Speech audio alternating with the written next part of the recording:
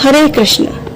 वायु पुराण में कहा गया है, एकादशे व्रतम यस्तु भक्तिमान कुरुते नरः सर्व पापः निर्मुक्तः सा वैष्णो याति मंदिरः। अर्थात वह व्यक्ति जो भक्तिमय भाव से एकादशी व्रत का पालन करता है समस्त कठिनाइयों व पापों से मुक्त हो जाता है और शुद्ध होने पर भगवान विष्णु का धाम प्राप्त करता है। एकादशी तिथि का गुणगान हमारे प्रत्येक वैदिक शास्त्रों में गाया गया है। ये कोई साधारण व्रत कदापि नहीं है। इसका पालन मनुष्य को न सिर्फ भौतिक सुख समृद्धि प्रदान करता है, अपितु ये व्रत मनुष्य को सर्वोच्च आध्यात्मिक गति यानी परम भगवान श्री कृष्ण की शुद्ध भक्ति भी प्रदान करने में सक्षम है। प्रत्येक मास में 2 बार आने वाली एकादशी समान रूप से पुण्य प्रदान करने वाली व मंगलमय है। आज हम बात करते हैं अश्विन मास के कृष्ण पक्ष में आने वाली इंदिरा एकादशी के बारे में। यह एकादशी पितृ पक्ष में आती है, इसीलिए अपने पितरों को सर्वोच्च मोक्ष और आध्यात्मिक गति प्रदान करने के लिए ये सर्वश्रेष्ठ अवसर है। इंदिरा एकादशी की पौराणिक कथा कुछ इस प्रकार है। एक समय महाराज युधिष्ठिर ने भगवान श्री कृष्ण से पूछा, हे मधुसूदन, अश्विन मास की कृष्ण पक्ष में कौन सी एकादशी आती है और उसका महात्म्य क्या है? इसके उत्तर में श्री कृष्ण ने कहा, हे धर्मराज युधिष्ठिर, अश्विन मास के कृष्ण पक्ष की एकादशी को इंदिरा एकादशी कहते हैं। इस व्रत का पालन करने वाले व्यक्ति को स्वयं के सभी पाप कर्म तो नष्ट हो ही जाते हैं और यदि उनके पूर्वजों को नरक लोक में पतन हुआ हो तो उनका भी उद्धार हो जाता है। जो व्यक्ति इसकी कथा व अध्यात्म का श्रवण भी करता है उसे अश्वमेध यज्ञ के समान फल प्राप्त होता है। इस प्रकार इंदिरा एकादशी का महत्व सुनाते हुए भगवान श्री कृष्ण ने एक पौराणिक कथा कहना आरंभ किया। सतयुग के समय में माहेशमतीपुरी नाम के राज्य में एक इंद्रसेन नाम का यशस्वी, पवित्र व शूरवीर राजा निवास करता था। वह भगवान विष्णु का परम भक्त था और भगवान विष्णु के नाम का सदैव उच्चारण करते हुए वह अपनी प्रजा का रक्षण व पालन करता था। उसके परिवार व राज्य सभी प्रकार के धन धान्य पौत्र आदि सभी प्रकार से संपन्न था। वह अधिकांश समय भगवत भक्ति को समर्पित करता था। एक दिन राजा इंद्रसेन अपनी प्रजा के मध्य बैठे थे। उसी समय उन्होंने भगवान विष्णु के परम भक्त नारद को आकाश मार्ग से नीचे उतरते हुए देखा। राजा ने अपनी दोनों हाथ जोड़कर मधुर वाणी से उन्हें अपने महल में आमंत्रित किया।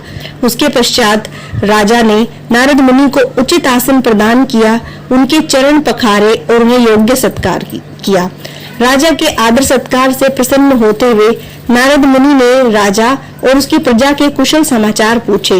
इसका जवाब देते हुए राजा ने कहा, हे मुनिवर, आपकी कृपा से मेरे राज्य के सभी अंग कुशल हैं।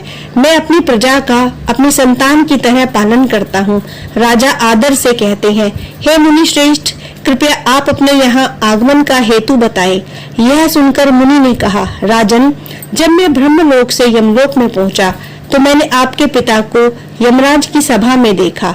अत्यंत आश्चर्य के साथ जब मैंने वहां उनकी उपस्थिति का कारण पूछा तो ज्ञात हुआ कि हालांकि वो अत्यंत धार्मिक राजा थे, परंतु उन्होंने एकादशी में निर्धारित समय से पूर्ण पारण कर लिया था, इसलिए उन्हें यमलोक में वास करना पड़ रहा था। उन्होंने आपके लिए एक संदेश भेजते हुए कहा है, हे पुत्र, कृपया तुम नियम पूर्वक आने वाली इंदिरा एकादशी का पालन करना, जिससे मैं अपने पूर्व जन्म के पाप से मुक्त होकर स्वर्ग की ओर जा सकूं। नारद मुनि ने आगे कहा, हे राजन, इसी संदेश को आप तक पहुंचाने के लिए आया हूं। एक आदर्श पुत्र के कर्तव्य का पालन करते हुए आपको आने वाली इंदिरा एकादशी का श्रद्धा और नियम पूर्वक पालन करना है, जिसके प्रभाव से पुण्यशाली बनने पर आपके पिता स्वर्ग की ओर प्रस्थान कर पाएंगे। नारद मुनि के वचन सुनकर राजा ने और जिज्ञासा प्रकट करते हुए इस व्रत के करने की विधि के विषय में पूछा।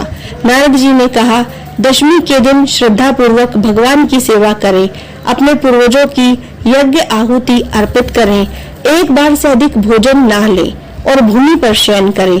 एकादशी के दिन प्रातः ब्रह्म मुहूर्त में उठ जाएं और भगवान के समक्ष एकादशी तिथि के व्रत का संकल्प लें। अपराह्न में भगवान के विग्रह श्री शालिग्राम की पूजा अर्चना करें, भगवान को भोग अर्पण करें और उसके पश्चात उसे अपने पूर्वजों को अर्पण करें। उस भोग को स्वयं सूंघ कर गाय को खिलाएं और संपूर्ण रात्रि के दौरान भगवान केशव की उपासना तथा कीर्तन करें।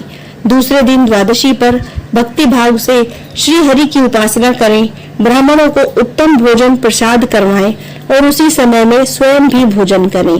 इस प्रकार नियम पूर्वक और इंद्रियों को संयम में रखते हुए एकादशी व्रत का पालन करें। इतना कहते हुए नारद मुनि वहां से अदृश्य हो गए। राजा ने नारद मुनि द्वारा दिए गए निर्देशानुसार इंदिरा एकादशी का पालन किया। उसके फलस्वरूप आकाश से पुष्प वृष्टि हुई और राजा ने स्वयं अपने पिता को आकाश मार्ग से वैकुंठ की ओर प्रस्थान करते हुए देखा। कथा का समापन करते हुए भगवान श्री कृष्ण ने कहा, हे युधिष्ठिर महाराज, इंदिरा एकादशी के व्रत के प्रभाव से राजा इंद्रसेन ने स्वयं भी जीवन के अंत में वैकुंठ लोक को प्राप्त किया। तो ये थी एकादशी व्रत की कथा। तो इस प्रकार इंदिरा एकादशी व्रत करने वालों और उनके साथ साथ उनके पूर्वजों को भी सर्वोच्च आध्यात्मिक गति प्रदान करती है।